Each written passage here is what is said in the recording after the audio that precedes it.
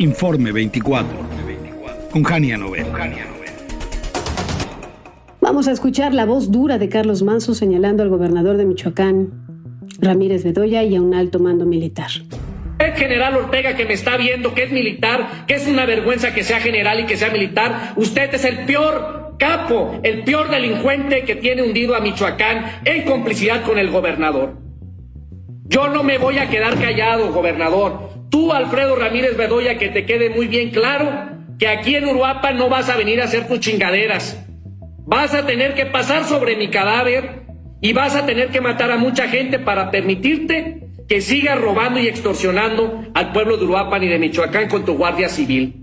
Nosotros no votamos por eso. Y qué lamentable que existan muchos que se dicen defender la cuarta transformación, que se dicen defender la transformación de este país y que sean cómplices de tu gobierno corrupto. Hoy tienes a todos los corruptos que criticaste en campaña, los tienes trabajando en tu gobierno, traicionando los principios del obradorismo que dices defender. A mí no me pasa nada si no soy candidato en Morena. Yo soy un ciudadano y tengo las puertas abiertas en muchos lados, pero principalmente con la ciudadanía, que es mi mayor respaldo social. Que te quede claro, no te vamos a dejar, Uruapan. No vamos a dejar que sigas imponiendo tus intereses corruptos en Uruapan. Y de una vez te digo, gobernador, despídete del cablebús. Uruapan, Michoacán, volvió a estremecerse este 1 de noviembre en plena celebración del Día de Muertos durante el tradicional Festival de las Velas. Asesinaron a Carlos Manso Rodríguez, alcalde del municipio y figura emblemática, muy emblemática por su cercanía con la gente y su discurso contra el crimen organizado. En un evento público a la vista de todos, de cientos de personas, hombres armados abrieron fuego contra el presidente municipal, que falleció horas más tarde en el hospital. Las autoridades informaron de 3 agresores, 1 abatido y 2 detenidos. Este crimen ha sacudido a Michoacán y al país entero, no solo por su violencia, sino por lo que representa en términos de seguridad, impunidad y poder político local, y yo diría que hasta federal. Vamos a analizarlo con nuestro querido David Saucedo, consultor y analista en temas de seguridad. David, te saludo con gusto. ¿Cómo estás? ¿Qué tal, Jania? Quiero saludarte a ti, la auditoría, a tus órdenes. Gracias por estar con nosotros. El asesinato de Carlos Manso ocurrió en un evento público, justo en el corazón de Uruapan, pese a que al alcalde contaba con protección especial. ¿Qué lectura le damos a este ataque en términos de fallas de seguridad y estrategia de protección? Primero tenía protección y entonces con todo y eso no sirve, no funciona el sistema. Bueno, lo que se alcanza a ver en los videos que han circulado profusamente luego del asesinato del alcalde de Uruapan es que sí había un diamante de seguridad, un primer anillo conformado por elementos de la Guardia Nacional, 14 elementos en total, de acuerdo con lo que declaró Omar García Harfuch, y después otro anillo más pequeño de elementos de la Policía Municipal. Sin embargo, el interacción que tenía el alcalde, que se puede apreciar en los videos, es evidente que ese anillo no estaba funcionando correctamente. Las personas se podían acercar sin que hubiera un filtro para poder revisarlas, para que pudiera constatarse que no tuvieran algún elemento, algún arma con la cual pudieran hacerle daño al alcalde. Ahora, esto es frecuente por parte de las autoridades políticas locales, que buscan tener dispositivos de seguridad discretos con el objeto de mantener este nivel de cercanía con la población. Sí había fallas evidentes por parte del diamante de seguridad que debió proteger a Carlos Manso, pero también es más o menos claro que es muy complicado para cualquier escolta poder proteger a una figura pública que insiste en tener contacto directo con la población. Es un dilema normal entre los alcaldes, gobernadores, senadores que quieren tener el contacto directo con la gente, y cómo protegerlos cuando ellos insisten en apartar a su propia escolta y para tener el contacto directo con la gente. Por otro lado, parece evidente que quienes ordenaron el ataque en contra de Carlos Manso pensaron en un ataque kamikaze, es decir, comisionaron a un joven que iba a ofrendar su vida al momento de detonar el arma homicida. Iba a haber una respuesta de parte de la escolta de Carlos Manso, repeliendo la agresión para quitarle la vida al agresor, tal y como sucedió.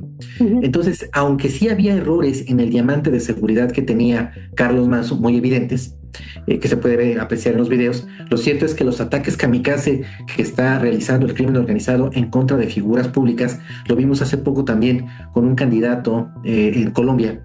Cuando son ataques kamikaze es muy difícil blindar a las figuras públicas de este tipo de incidentes. Entonces, si son estos ataques kamikaze, ahora va a ser esta la tendencia. Estamos exportando este tipo de atentados, David. Más bien, los cárteles de la droga están copiando de países como Colombia este tipo de modelos de ataques, de magnicidios, y que suelen ser muy efectivos. La única manera de evitarlos es realizando eventos, pero en recintos cerrados, con filtros de seguridad para escanear a los asistentes y verificar que no porten algún arma con la que le puedan hacer daño a un político. Otros casos extremos lo tenemos, por ejemplo, con el vehículo que utilizaba el Papa Juan Pablo II, tú lo recordarás, el Papa Móvil, que tenía una burbuja de cristal que era vidrio a prueba de balas, para evitar que al estar en contacto con las multitudes fuese blanco de algún ataque de un francotirador. Solo casos así es lo que podría inhibir ciertos eventos. Por ejemplo, el alcalde de Celaya, durante mucho tiempo, ante las amenazas que tenía por parte del crimen organizado, no asistía a eventos en lugares abiertos, eran en lugares cerrados, en donde había filtros, escáneres, para poder verificar que los asistentes no portaran armas. Sí. Esto es lo que se hace en los edificios públicos, en las audiencias que tienen los gobernadores, los presidentes, aduanas inteligentes para poder revisar a los asistentes.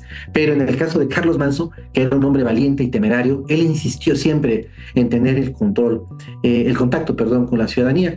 Sí. No disculpo evidentemente a los elementos de la Guardia que cometieron graves errores en el diamante de seguridad que debió proteger al alcalde, pero es evidente que Carlos quería tener el contacto directo con la gente.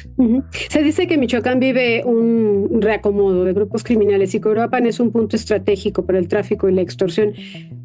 ¿Podría este atentado estar relacionado con el control territorial y la disputa entre organizaciones criminales? Definitivamente. Desde hace tiempo, desde antes del gobierno de Alfredo Ramírez Bedoya, hay una serie de ataques del crimen organizado en contra de los alcaldes. Los municipios siempre son la manzana de la discordia para los carteles de la droga. Están en busca de controlar las policías locales. El propio Carlos Manso llegó a mencionar que el cártel Jalisco le había exigido el control de la dirección de policía, la dirección de tránsito, de fiscalización y de obras públicas. Esto con el objeto de ampliar sus actividades delictivas en la zona. El cártel Jalisco es la fuerza hegemónica.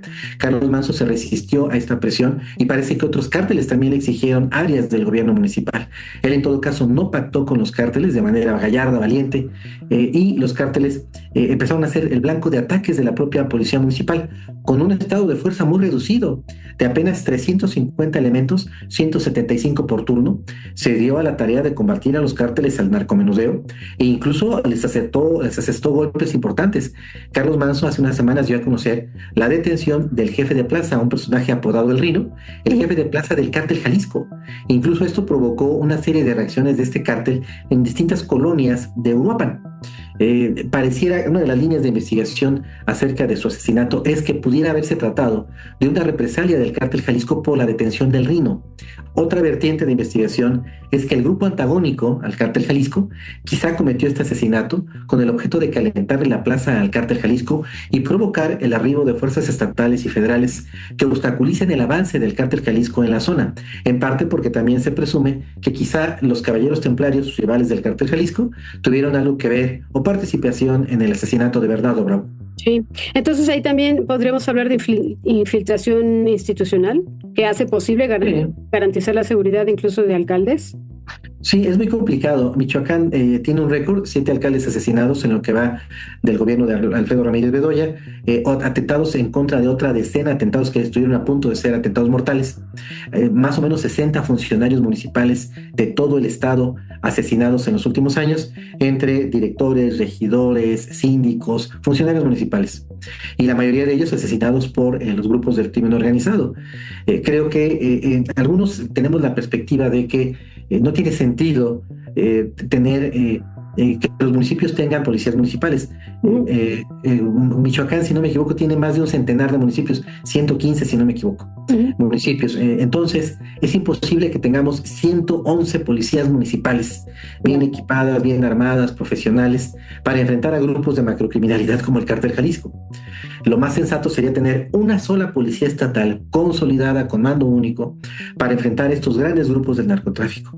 Si dejamos que los gobiernos municipales sigan teniendo atribuciones en materia de seguridad, pues vamos a tener microcorporaciones de policía que van a enfrentar a macrocárteles. No tiene ninguna lógica eso. Pero eso sería lo más sensato. Y en la realidad, David, ¿qué está ocurriendo? Porque parece que el estado se incendia, llámese el que sea, Guerrero, Michoacán, Jalisco, no sé, Sinaloa, y entonces mandan ahí el pelotón de Guardia Civil, ¿no? El pelotón de policías.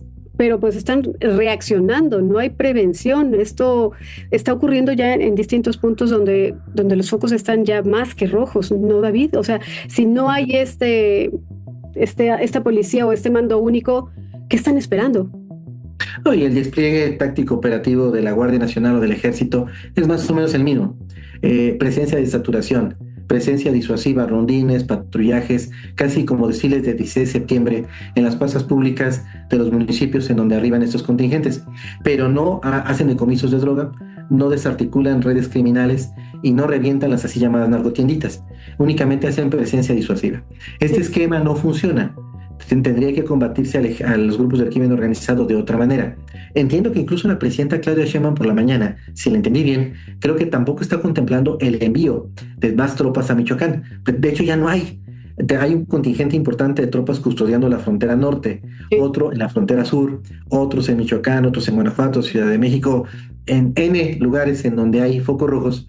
La Guardia Nacional, la Unidad Nacional de Operaciones de Harfush, el Ejército, la Marina, están dispersos por todo México y no alcanzan a cubrir los incendios que se dan de manera regular en todo el país. O sea, entonces nuestras fichas en el tablero ya están apostadas y no tenemos más ni peones, ni caballos, ni alfiles y para custodiar a los reyes y reinas de nuestro tablero en el ajedrez. ¿David, eso es lo que estoy entendiendo? No los hay. No los hay y los grupos del crimen organizado tienen recursos que superan por mucho a los que tiene el Estado mexicano. Y por si fuera poco, en esta presión constante de los norteamericanos, ellos tampoco están poniendo recursos para combatir al crimen organizado. Esperan que México invierta parte de su presupuesto en el combate a los grupos de macrocriminalidad. Me parece que es un juego muy desigual, pero frente al cual la presidenta Claudia Sheinbaum pareciera que está de acuerdo. Déjame hacer una pausa. David, estoy platicando con David Saucedo este tema que hoy nos preocupa y muchísimo, el asesinato del alcalde de Uruapan, Michoacán, y vamos en ese sentido, el tema de la seguridad, cómo se vulneró, y vamos a, después de la pausa, a abordar el tema político, que parece que no le están midiendo nada bien, ni en las respuestas ni en las reacciones. ¿Te parece? Dame unos minutitos, David, hacemos un compromiso comercial y regreso contigo. Con gusto. Muchísimas gracias. Están en Informe 24, pausa y volvemos.